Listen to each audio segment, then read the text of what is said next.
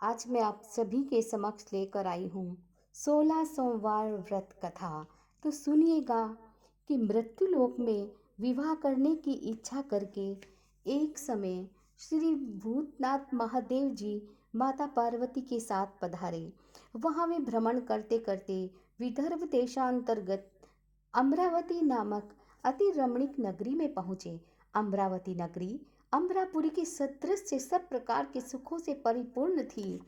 उसमें वहाँ के महाराज का बनाया हुआ अति रमणीक शिवजी का मंदिर बना था।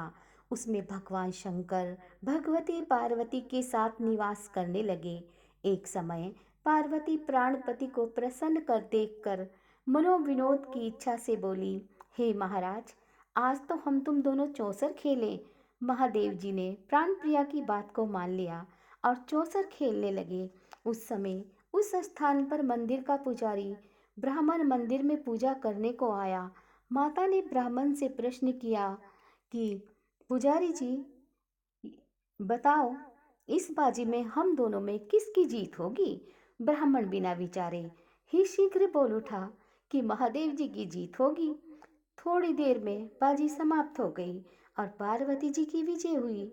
अब तो पार्वती जी ब्राह्मण को झूठ बोलने के अपराध के कारण श्राप देने को उद्यत हुई। तब महादेव जी ने पार्वती जी को बहुत समझाया, परंतु उन्होंने ब्राह्मण को कोढ़ी होने का श्राप दे दिया।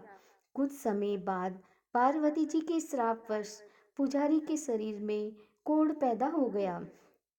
इस कारण पुजारी अनेक प्रकार से दुखी रहने लगा। इस तरह के कष्ट भोगते हुए जब बहुत दिन हो गए तो देवलोक से अप्सराएं शिव पूजा करने उसी मंदिर में पधारी। पुजारी जी को कोढ़ के कष्ट को देखकर बड़े ही दया भाव से उस रोगी होने का कारण पूछने लगी। पुजारी ने निसंकोच सब बातें उनसे कह दी। वे अप्सराएं बोली, हे पुजारी, अब तुम अधिक दुखी मत होना। भगवान शिव जी तुम्हारे कष्टों को दूर कर देंगे। तुम सब बातों में श्रेष्ठ 16 सोमवार का व्रत भक्ति भाव से करो। पुजारी अप्सराओं के हाथ जोड़कर विनम्र भाव से 16 सोमवार व्रत यानी 16 सोमवार व्रत की विधि पूछने लगा। अप्सराएं बोली कि जिस दिन सोमवार हो उस दिन भक्ति के साथ व्रत करें, स्वच्छ वस्त्र पहने, आधा सेर गेहूं का आटा लें, उसके 3 अंग बनावें और घी, गुड़, दीप, नैवेद्य, पूंगी फल, बेलपत्र, जनेऊ, जोड़ा, चंदन, अक्षत पुष्प आदि के द्वारा प्रदोष काल में भगवान शंकर का विधि पूर्वक पूजन करें। तत्पश्चात अंगों में से एक शिवजी को अर्पण करें। बाकी के जो 2 प्रसाद के भाव वो शिवजी का प्रसादी समझकर उपस्थित जनों में बांट दें और आप भी प्रसाद पावें। इस विधि से 16 सोमवार व्रत करें। तत्पश्चात 17वें सोमवार के दिन पाव सेर पवित्र गेहूं के आटे की बाटी बनावें। तद अनुसार घी और गुड़ मिलाकर चूरमा बनाकर और शिवजी को भोग लगाकर उपस्थित भक्तों में बांट दें और पीछे आप भी सहकुटुंब प्रसाद ग्रहण कर लें तो भगवान शिव की कृपा से आपके मनोरथ पूर्ण हो जाते हैं। ऐसा कहकर अप्सराएं तो स्वर्ग को चली गई। ब्राह्मण ने यथाविधि 16 यानी 16 सोमवार व्रत किया तथा भगवान शिवजी और पार्वती उस मंदिर में पधारे। तब ब्राह्मण से रोग मुक्त होने का कारण पूछा तो ब्राह्मण ने 16 सोमवार व्रत कथा कह सुनाई। तब तो पार्वती जी अति प्रसन्न हो ब्राह्मण से व्रत की विधि पूछकर स्वयं भी व्रत करने को तैयार हुई। व्रत करने के पश्चात उनकी मनोकामना पूर्ण हुई तथा उनके रूठे पुत्र स्वामी कार्तिकेय सोम माता के आज्ञाकारी पुत्र हो गए। परंतु कार्तिकेय जी को अपने यह विचार परिवर्तन का रहस्य जानने की इच्छा हुई और वो पार्वती जी से बोले, हे माता जी, आपने ऐसा कौन सा उपाय किया जिससे मेरा मन आपकी ओर आकर्षित हुआ है? तब पार्वती जी ने वही 16 सोमवार व्रत कथा सुनाई। स्वामी कार्तिकेय जी बोले, इस व्रत को मैं भी करूंगा क्योंकि प्रिय मित्र ब्राह्मण बहुत दुखी दिल से परदेश गया है। हमें उससे मिलने की बहुत इच्छा है। कार्तिकेय जी ने भी इस व्रत को किया और उनका प्रिय मित्र उनसे मिल गया। मित्र ने इस आकस्मिक मिलन का भेद कार्तिकेय जी से पूछा तो वे बोले, हे मित्र, तो हमने तुम्हारे मिलने की इच्छा करके 16 सोमवार का व्रत किया था। अब तो ब्राह्मण मित्र को भी अपने विवाह की बड़ी इच्छा हुई। कार्तिकेय जी से व्रत की विधि पूछी और यथाविधि व्रत किया। व्रत के प्रभाव से जब किसी कार्यवश विदेश गया तो वहां के राजा की लड़की का स्वयंवर था। राजा ने प्रण कर लिया था कि जिस राजकुमार के गले में सब प्रकार से श्रृंगारित हथनी माला डालेगी, मैं उसी के साथ अपनी प्यारी पुत्री का विवाह कर दूंगा। शिव जी की कृपा से ब्राह्मण भी स्वयंवर देखने की इच्छा से राज्यसभा में एक ओर बैठ गया। नियत समय पर हथनी आई और उसने जयमाला उस ब्राह्मण के गले में डाल दी। अब राजा की प्रतिज्ञा के अनुसार बड़े ही धूमधाम से कन्या का विवाह उस ब्राह्मण के साथ कर दिया गया। ब्राह्मण को बहुत सा धन और सम्मान देकर संतुष्ट किया गया। ब्राह्मण सुंदर सुशील राजकन्या पत्नी के रूप में पाकर सुख से जीवन व्यतीत करने लगा। एक दिन राजकन्या ने अपने पति से प्रश्न किया, हे प्राणनाथ, आपने ऐसा कौन सा भारी पुण्य किया जिसके प्रभाव से हथनी ने सब राजकुमारों को छोड़कर आपको ही वरण किया? ब्राह्मण बोला, हे प्राण प्रिय, मैं अपने मित्र कार्तिकेय जी की कथा अनुसार 16 सोमवार का व्रत किया था, जिसके प्रभाव से मुझे तुम जैसी स्वरूपवान लक्ष्मी की प्राप्ति हुई है। व्रत की महिमा सुनकर राजकन्या को बड़ा आश्चर्य हुआ। वह भी पुत्र की कामना करके व्रत करने लगी। शिवजी की दया से उसके गर्भ से एक अति सुंदर सुशील धर्मात्मा और विद्वान पुत्र पैदा हुआ। माता पिता दोनों उस देव पुत्र को पाकर अति प्रसन्न हुए और उसका लालन पालन भी भली प्रकार से करने लगे। जब पुत्र समझदार हुआ तो एक दिन अपने माता पिता से प्रश्न किया कि माँ, तुमने ऐसा कौन सा तप किया जो मेरे जैसा पुत्र तेरे गर्भ से उत्पन्न हुआ? माता ने पुत्र का प्रबल मनोरथ जानकर अपने किए हुए 16 सोमवार व्रत को विधि के सहित पुत्र के सम्मुख प्रकट कर दिया। पुत्र ने ऐसे सरल व्रत को सब तरह के मनोरथ पूर्ण करने वाला सुना तो वह इस व्रत को राज्य अधिकार पाने की इच्छा से हर सोमवार को यथाविधि करने लगा। उसी समय एक देश के वृद्ध राजा के दूतों ने आकर उसको एक राजकन्या के लिए वरण किया।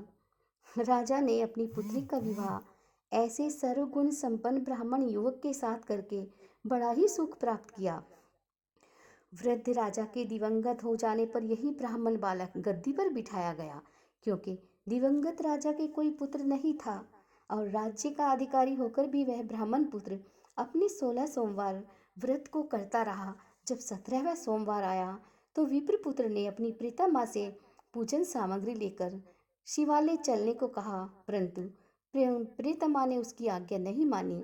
दास दासियों द्वारा सब सामग्री शिवालय में भिजवा दी और आप राजा के नहीं गई। जब राजा ने शिवजी का पूजन समाप्त किया तब एक आकाशवाणी हुई राजा के प्रति, हे राजन, अपनी इस रानी को राजमहल से निकाल दो, नहीं तो यह तेरा सर्वनाश कर देगी। वाणी को सुनकर राजा को आश्चर्य का ठिकाना न रहा। तत्काल ही मंत्रणा गृह में आकर अपने सभासदों को बुलाकर पूछने लगा कि हे मंत्रियों, मुझे आज शिवजी की वाणी हुई है कि राजा, तू अपनी इस रानी को निकाल दे, नहीं तो तेरा सर्वनाश कर देगी।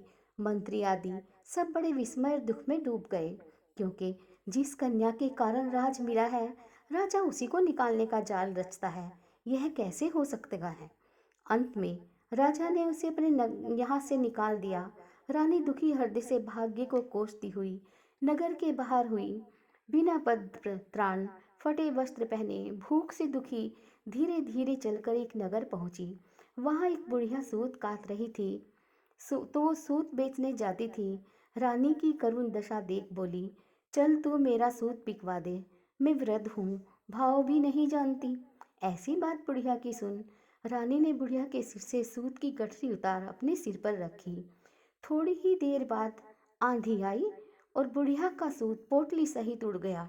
बेचारी बुढ़िया पछताती रह गई और रानी को अपने साथ से दूर रहने को कह दिया। अब रानी एक तेली के घर गई तो तेली के सब मटके शिवजी के प्रकोप के कारण उसी समय चटक गए। ऐसी दशा देख तेली ने रानी को अपने घर से निकाल दिया। इस प्रकार रानी अत्यंत दुख पाती हुई नदी के किनारे गई तो नदी का समस्त जल सूख गया। तत्पश्चात रानी एक वन में गई। वहां जाकर सरोवर में सीढ़ी से उतरकर पानी को पीने गई। उसके हाथ से जल स्पर्श होते ही सरोवर का नील कमल के सदृश से जल असंख्य कीड़ों से गंदा हो गया। रानी ने भाग्य पर दोष आरोपण करते हुए उस जल को पान करके पेड़ की शीतल छाया में विश्राम करना चाहा। वह रानी जिस पेड़ के नीचे जाती उसी के पत्ते तत्काल ही गिर जाते। वन सरोवर जल की ऐसी दशा देखकर गऊ चराते ग्वालों ने अपने गुसाई जी से उस जंगल में स्थित मंदिर के पुजारी से ये बात कही। गुसाई जी के आदेश अनुसार ग्वाले रानी को पकड़कर गुसाई के पास ले गए। रानी की मुख क्रांति और शरीर शोभा देख गुसाई जान गए यह अवश्य ही कोई विधि गति की मारी कोई कुलीन अबला है। ऐसा सोच पुजारी निजय ने रानी से कहा, हे पुत्री, मैं तुमको पुत्री के समान रखूंगा। तुम मेरे आश्रम में ही रहो। मैं तुमको किसी प्रकार का कष्ट नहीं होने दूंगा। गोसाई के ऐसे वचन सुन रानी को धीरज हुआ और वो आश्रम में रहने लगी। परंतु आश्रम में रानी जो भी भोजन बनाती उसी में कीड़े पड़ जाते। जल भर कर लाती उसमें भी कीड़े पड़ जाते। अब तो गोसाई जी भी दुखी हुए और रानी से बोले कि हे बेटी, तेरे पर कौन सी देवता का प्रकोप है जिससे तेरी ऐसी दशा हुई है। पुजारी की बात सुन रानी ने शिव जी की पूजा करने न जाने की कथा सुनाई। तो पुजारी शिवजी महाराज की अनेक प्रकार से स्तुति करते हुए रानी के प्रति बोले कि भाई, तुम सब मनोरथों को पूर्ण करने वाले 16 सोमवार के व्रत को करो। उसके प्रभाव से अपने कष्ट से मुक्त हो सकोगी। गोसाई की बात सुनकर रानी ने 16 सोमवार के व्रत विधिवत संपन्न किए और 17वें सोमवार को पूजन के प्रभाव से राजा के हृदय में विचार उत्पन्न हुआ कि रानी को गए बहुत समय व्यतीत हो गया, न जाने कहाँ भटकती होगी, ढूंढना चाहिए। यह सोच रानी को तलाश करने चारों दिशाओं में दूत भेज दिए राजा ने। वे तलाश करते हुए पुजारी जी के आश्रम में रानी को पाकर पुजारी से रानी को मांगने लगे, परंतु पुजारी ने उनसे मना कर दिया। तो दूत चुपचाप लौटे और आकर महाराज के सन्मुख रानी का पता बतलाने लगे। रानी का पता पाकर राजा स्वयं पुजारी के आश्रम में गए और पुजारी से प्रार्थना करने लगे कि महाराज, जो बाई जी आपके आश्रम में रहती हैं वह मेरी पत्नी है। भगवान शिव जी के प्रकोप से मैंने इसको त्याग दिया था। अब इस पर से शिव जी का प्रकोप शांत हो गया है, इसीलिए मैं इसे लेने आया हूँ। आप इसे मेरे साथ चलने की आज्ञा दे दीजिए। गुसाई जी ने राजा के वचन को सत्य समझकर रानी को राजा के साथ जाने की आज्ञा दे दी। गोसाई की आज्ञा पाकर रानी प्रसन्न होकर राजा के साथ महल में आ गई। नगर में अनेक प्रकार के बधावे बजने लगे। नगर निवासियों ने नगर के दरवाजों पर तोरण बंधनवारों से विविध विधि से नगर को सजाया। घर घर में मंगल गान होने लगे। पंडितों ने विविध मंत्र वेद मंत्रों का उच्चारण करके अपनी राज रानी का आह्वान किया, फिर से स्वागत किया। ऐसी अवस्था में रानी पुनः अपनी राजधानी में प्रवेश कर गई। महाराज ने अनेक तरह से ब्राह्मणों को दान आदि देकर संतुष्ट किया, याचकों को धन धान्य दिया। नगरी में स्थान स्थान पर सदा व्रत खुलवाए, जहाँ भूखों को खाने को भोजन मिलता था। इस प्रकार से राजा शिवजी की कृपा का पात्र हो राजधानी में रानी के साथ अनेक तरह के सुखों का भोग करते हुए 16 सोमवार का व्रत करने लगे। विधिवत शिवजी पूजन करते हुए लोक में अनेकानेक सुख भोगने के पश्चात शिवपुरी को पधारे। ऐसे ही जो मनुष्य मन वाणी और क्रम के द्वारा भक्ति सहित 16 सोमवार का व्रत पूजन इत्यादि विधिवत करता है, वह इस लोक में समस्त सुखों को भोग कर अंत में शिवपुरी को प्राप्त होता है। यह सब मनोरथों को पूर्ण करने वाला संपूर्ण व्रत है 16 सोमवार का व्रत। तो ये थी 16 सोमवार के व्रत की कथा। इसका धर्म लाभ अवश्य उठाइए और हमारे चैनल को लाइक शेयर व सब्सक्राइब अवश्य कीजिए। हर हर महादेव।